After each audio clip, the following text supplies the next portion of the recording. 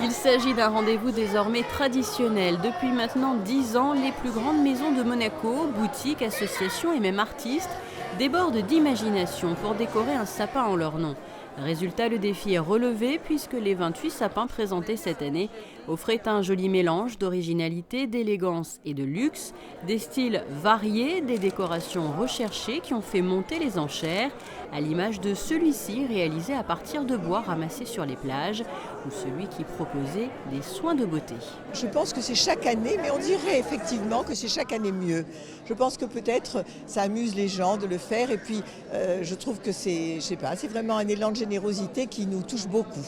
Et ils font un gros effort pour, faire chaque année quelque chose de différent et quelque chose qui peut plaire au public. C'est notre 10e vente de sapins. L'association, elle, existe maintenant depuis 12 ans.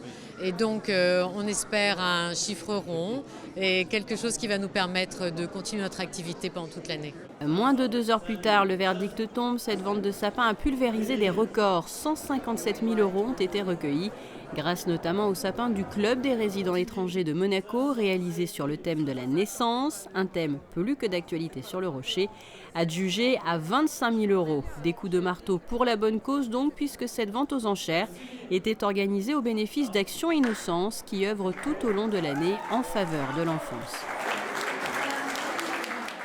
Nous avons une chargée de communication, nous avons des psychologues, donc il faut assurer les frais, un bureau qui avant nous était donné gracieusement et qui maintenant nous devons payer. Donc ces sapins sont vraiment pour nous une source de vie, disons. Les objectifs sont vastes. On essaye de protéger les enfants, de lutter contre le cyberharcèlement, de lutter contre les pédophiles, la pédopornographie sur Internet, enfin tous les comportements déviants qui malheureusement ne font que s'accentuer actuellement. Cette vente aux enchères a eu lieu sous le regard de son Altesse Sérénissime, le Prince Albert II, et du parrain de l'association Action Innocence, l'apnéiste Pierre Frolat.